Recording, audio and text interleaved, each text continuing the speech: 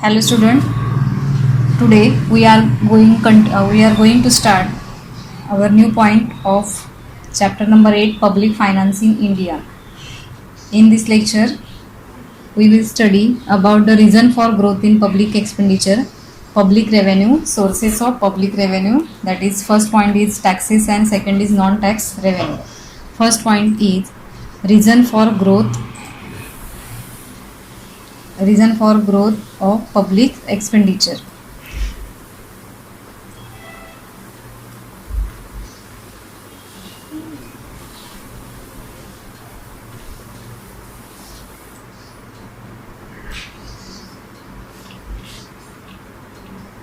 Reason for growth in public expenditure. It is observed that there is a continuous growth in public expenditure in a developing country like India. मतलब जो public expenditure है, public expenditure always increase day by day. First, let us study some of important reasons. इसके reasons क्या है? What is the reason about the growth in public expenditure? First reason is increase in activities of the government. Government की जो activities है, कौन से activities है इसकी वजह से जो government का expenditure में बढ़ता है.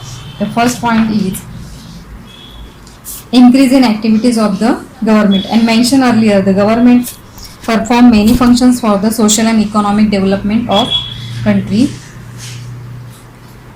These functions include spread of education, public health, public work, public recreation, social welfare scheme, etc. It is observed that new functions are continuously being undertaken and functions are being performed more efficiently on a large scale by the government. This leads to increase in public expenditure. मतलब government के जो expenditure है उसकी वो बढ़ने के लिए first reason है कि जो एक्टिविटीज़ है गवर्नमेंट का वो बढ़ता है. सोशल है, इकोनॉमिक एक्टिविटीज़ है, डेवलपमेंट की एक्टिविटीज़ है, पब्लिक हेल्थ है, एजुकेशन है, spread of education, public health, public work means bridge बनाना, रोड बनाना या सैनिटाइजेशन का जो भी फैसिलिटीज़ है, इंफ्रास्ट्रक्चर का फैसिलिटी प्रोवाइड करना पब्लिक को, ये काम करने के लिए गवर्नमेंट का जो एक्सपेंडिचर है वो बढ़ता है.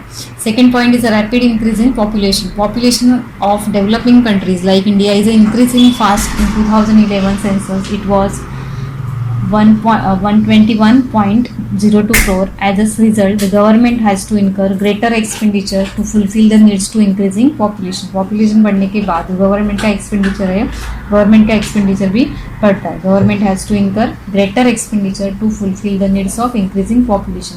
population होने के बाद जो गवर्नमेंट का एक्सपेंडिचर है वो गवर्नमेंट का expenditure also increase. Third point is a growth urbanization. Spread of urbanization is a global phenomenon of the day. This leads to increase in government expenditure on water supply, roads, energy, schools and college, public transport and sanitation. Urbanization होने के बाद जो government का expenditure है वो भी बढ़ता है. इसके ऊपर the government expenditure on water supply करना है, रोड्स बनाना है, एनर्जी है, स्कूल्स, कॉलेज, ये पब्लिक ट्रांसपोर्ट, सैनिटाइजेशन, ये बनाने के लिए भी अर्बनाइजेशन होने के बाद ये फैसिलिटीज़ को भी गवर्नमेंट को बढ़ाना पड़ता है. So government should have to expenditure on these such facilities, water supply, road, energy, schools and college, public transport and sanitation also. Fourth point is a increased defense expenditure. In modern time, defense expenditure of the government is a increase even the pace time due to the unstable and hostile international relationship. Government का जो defence expenditure है वो defence expenditure भी modern time में बढ़ाना पड़ता है क्योंकि defence expenditure is the government is increase even the peace time. अगर गवर्नमेंट ऐसा कुछ वॉर सिचुएशन भी नहीं है फिर भी डिफेंस एक्सपेंडिचर बढ़ाना पड़ता है. Increase even the peace time due to the unstable and hostile international relationship. Next point is a spread of democracy. Majority of a country in a world are democratic in nature. A democratic form of government is a expensive due to the regular election and other such activities. This result is an increase in total expenditure of the government. Government का जो democracy है, spread of democracy है, majority of the countries in the world are democratic. मतलब जो world में जितने भी countries है उसमें मेजोरिटी जो वर्ल्ड जो कंट्रीज है वो कैसे डेमोक्रेटिक है, डेमोक्रेटिक कंट्री होने के क्या रीज़न से गवर्नमेंट को क्या करना है, बहुत सारा इलेक्शन के ऊपर एक्सपेंस करना पड़ता है. So such activities this result in increase the total expenditure of the government. So election की वजह से गवर्नमेंट को ये डेमोक्रेसी के ऊपर बहुत सारा एक्सपेंस करना पड़ता है. So this reason for the growth in public expenditure. Next point is the inflation. Just like a private individuals, the government has to buy goods and services from the market for spread of economic and social development. Normally, price show a rising trend. Due to this, the government has to incur increasing cost. Just like a private individuals, the government has to buy any service from the market for the spread of economic and social development. Social development के लिए just like a private individuals, मतलब जब जो private individuals है उसकी जैसे ही government को क्या करना पड़ता है, गुड्स और सर्विस बाय करने पड़ते हैं from the market for spread of economic and social development. Social development और इकोनॉमिक डेवलपमेंट करने के लिए मार्केट से गुड्स और सर्विसेज बाय करना पड़ता है. Normally price show rising trend. Due to this the government has to incur increasing cost. Next point is industrial development. Industrial development leads to an increase in production, employment and overall growth in the economy. Hence the government make huge efforts on implementing various schemes and programs for the industrial development. This result in increase the government expenditure. तो industry है government का, उसको Leeds में लाने के लिए government को production और एम्प्लॉयमेंट के ऊपर बहुत सारा खर्चा एक्सपेंस करना पड़ता है. ओवरऑल ग्रोथ है, वो ग्रोथ दिखाने के लिए वो गवर्नमेंट को इंडस्ट्रियलाइजेशन बढ़ाने के लिए गवर्नमेंट को बहुत सारा एफर्ट्स इम्प्लीमेंटिंग वेरियस स्कीम, बहुत सारे स्कीम इम्प्लीमेंट करने के लिए, प्रोग्राम्स इम्प्लीमेंट करने, इंडस्ट्री का डेवलपमेंट करने के लिए बहुत सारा एक्सपेंस करना पड़ता है. This is the main reason for the growth in public expenditure. Last point is a disaster management. Many natural and man-made calamities like earthquake, flood, cyclone, social interest, and etc. Occurring more frequently. The government has to spend a huge amount for the disaster management, which increase total expenditure. Modern government are working for the welfare state. This is the continue increase in public expenditure. जैसे disaster management means जैसे natural क्लाइमेटीज आती है, कभी earthquake है, flood है, cyclone है, social जैसे अभी कोरोना वायरस का पैंडेमिक आ गया है, तो उसकी वजह से बहुत सारा खर्चा गवर्नमेंट को हेल्थ के ऊपर करना पर मेडिसिन और हेल्थ जो फैसिलिटीज है उसके ऊपर करना पड़ रहा है. दैट इज सो ये सब किस में आता है, डिजास्टर मैनेजमेंट में आता है. Which increase total expenditure. Modern government are working for welfare state. Hence the continuous increase in public expenditure. उसकी वेलफेयर स्टेट होने के वर्किंग फॉर जो मॉडर्न गवर्नमेंट है, वो मॉडर्न गवर्नमेंट ज़्यादा से ज़्यादा वर्क किसके ऊपर करता है, वेलफेयर स्टेट के ऊपर. सो this is the continuous increase. और जो वेलफेयर स्टेट होने की करने के लिए कंटिन्यूस जो प्रोसेस है वो करना पड़ता है, उसके ऊपर बहुत सारा कंटिन्यूस प्रोसेस की वजह से बहुत सारा पब्लिक एक्सपेंडिचर मॉडर्न ये हेल्थ के ऊपर, वेलफेयर के ऊपर करना पड़ता है. So this is the modern government are working for the welfare state. Welfare state जो है, ये जो कंसेप्ट है, वो कंसेप्ट पूरा करने के लिए कंटिन्यूस इंक्रीज जो पब्लिक एक्सपेंडिचर है वो कंटिन्यूस बढ़ता जा रहा है. तो these are the reasons for the public expenditures. तो फर्स्ट है increase in activities of the government. Second was rapid increase in population, growth, urbanization, increase defense expenditure, spread of democracy, inflation, industrial development. Last one was the disaster management. Next point is public revenue. अभी पहले हमने देखा first point था public expenditure, second हम देख रहे public revenue.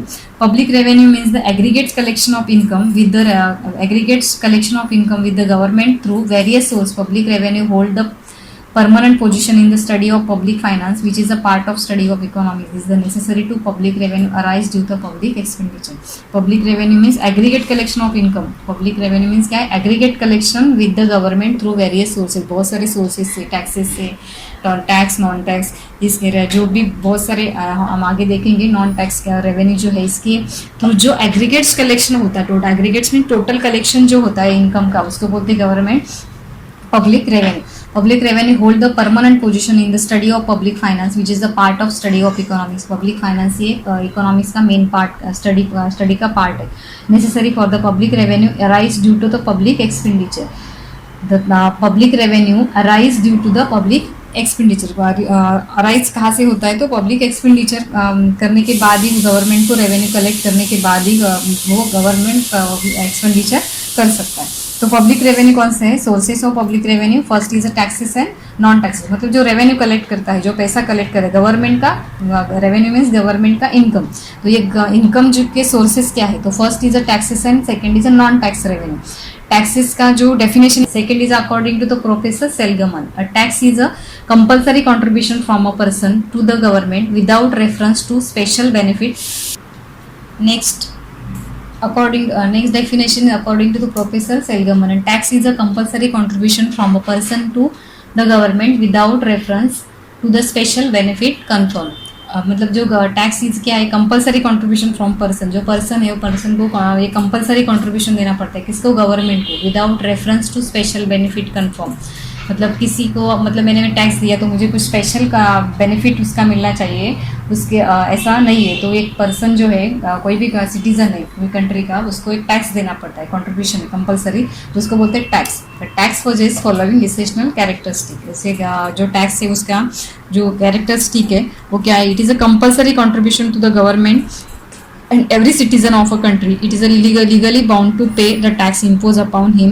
It is a major source of revenue to the government। ये government का जो ये एक सोर्स है टैक्स, ये टैक्स जो है गवर्नमेंट का मेजर सोर्स है to revenue the government. If any person does not pay tax he can be punished by the government. अगर कोई पर्सन टैक्स पे नहीं करता है तो गवर्नमेंट को उस पर्सन को पनिश करने का पूरा राइट है।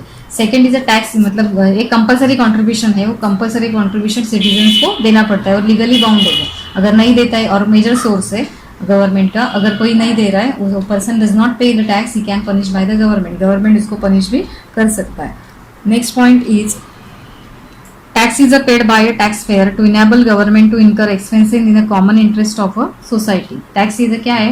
taxpayer है to enable government to incur expenses in a common interest of a society। expenses जो गवर्नमेंट ये देता है हमको, कुछ भी सोसाइटी जो सोशल एक्सपेंसेस करता है, common interest of a society, एक इंटरेस्ट देता है गवर्नमेंट, जो भी हमारे ऊपर जो भी एक्सपेंस करता है, वो जो एक्सपेंस गवर्नमेंट इनकर expense in the common interest of a society. एक इंटरेस्ट के थ्रू हम, जैसे कोई इंटरेस्ट के थ्रू हम क्या करते हैं? ये टैक्स पे करते हैं।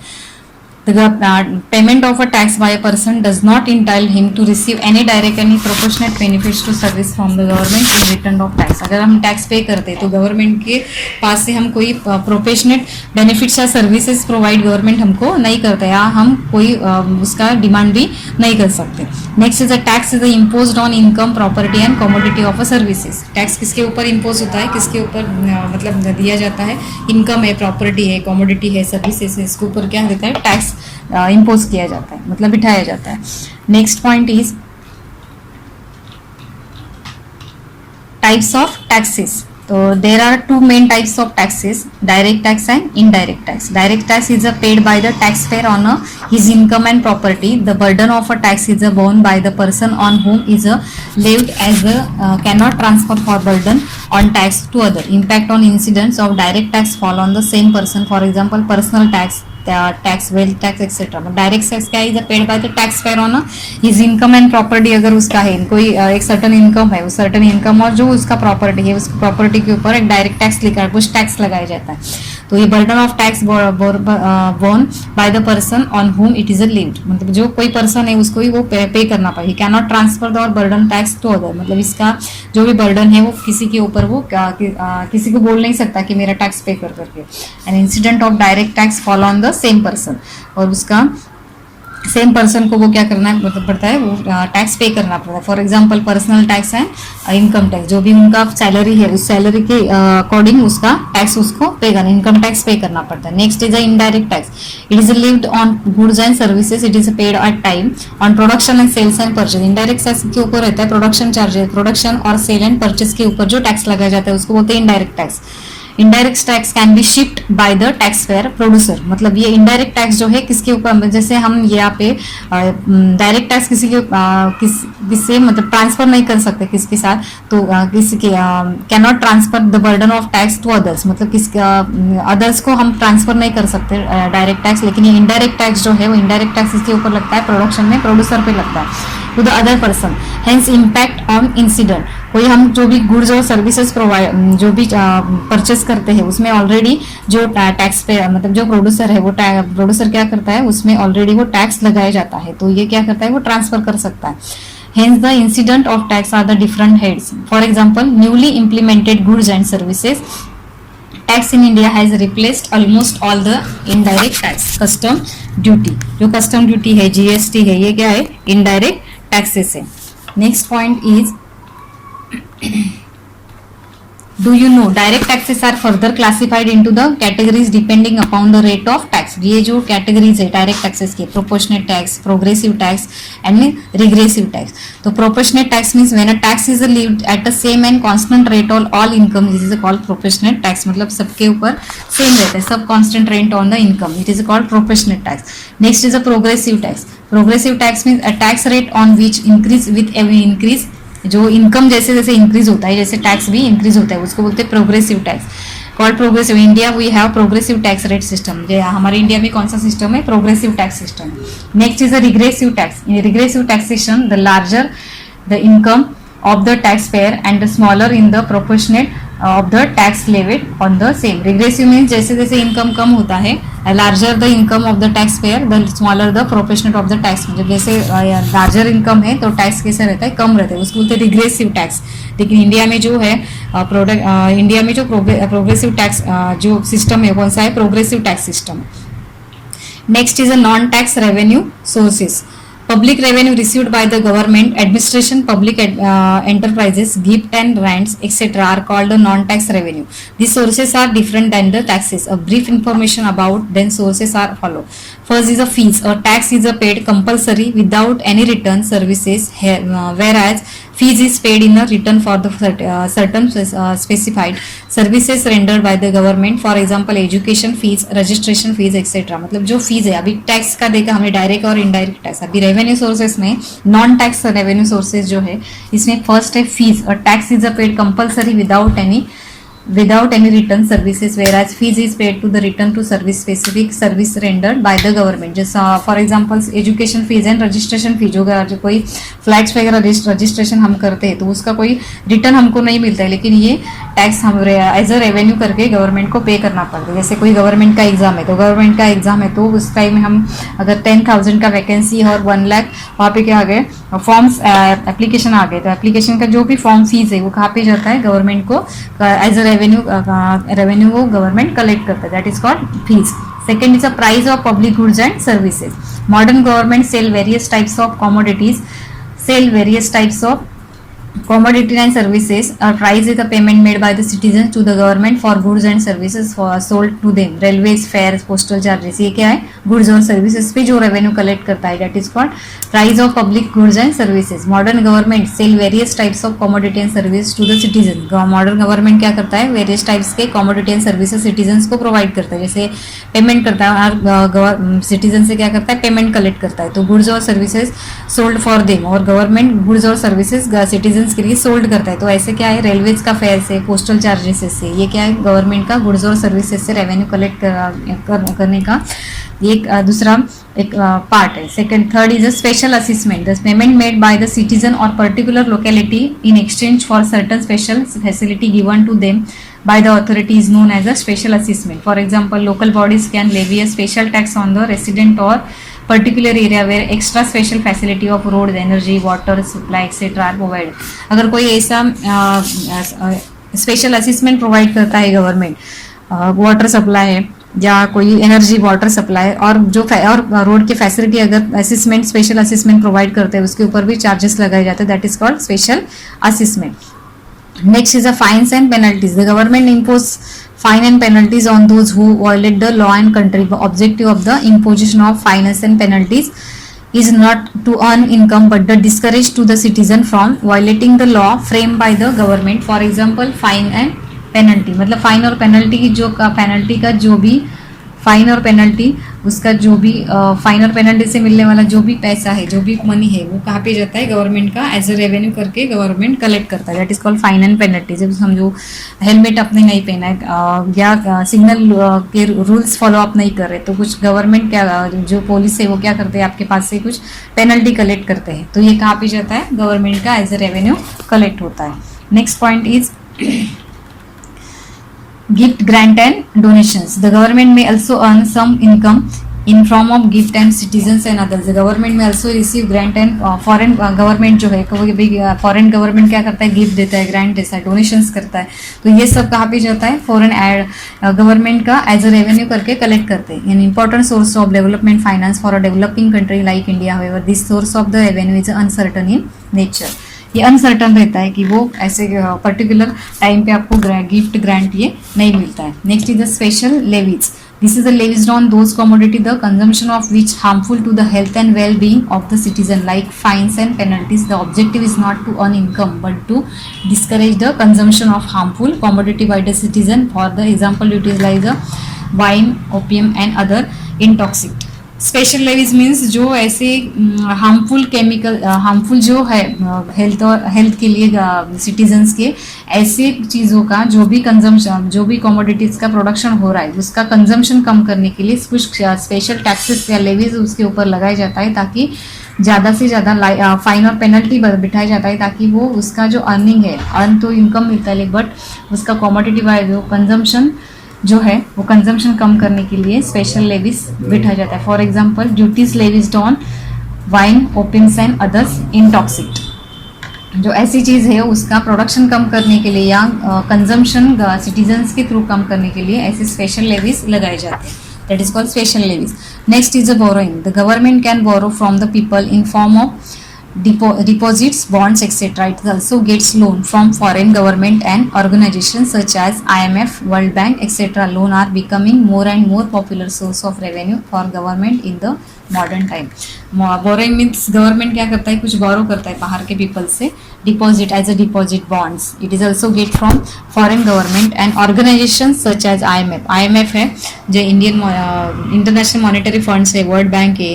Loans are becoming more and more popular. मतलब जो लोन और IMF से जो लोन और जो कुछ सिक्योरिटीज वगैरह लिया जाता है, बॉन्ड्स लेता है, borrow from peoples in from the deposit bonds etc. also get from foreign government. जो फॉरेन गवर्नमेंट है, फॉरेन गवर्नमेंट से क्या परचेस करता है, डिपॉजिट और बॉन्ड्स लेता है. प्लस जो ऑर्गेनाइजेशन गवर्नमेंट के और फॉरेन गवर्नमेंट के ऑर्गेनाइजेशन है IMF और वर्ल्ड बैंक, इसके पास से क्या लेता है, लोन लेता है. मोर ये लोन बहुत पॉपुलर हो रहा है. Revenue from government in the modern time. Modern time में ये IMF से लोन लेना ये बहुत क्या हो रहा है, अभी पॉपुलर हो रहा है.